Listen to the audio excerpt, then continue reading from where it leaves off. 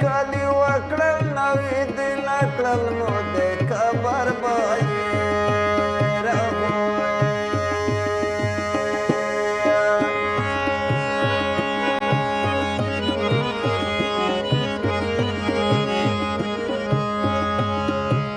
و نوې دین کړل مو د قبر بایې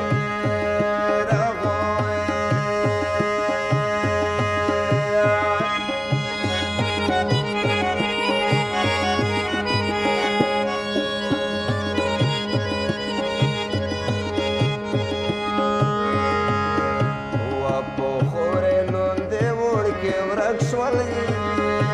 عزتو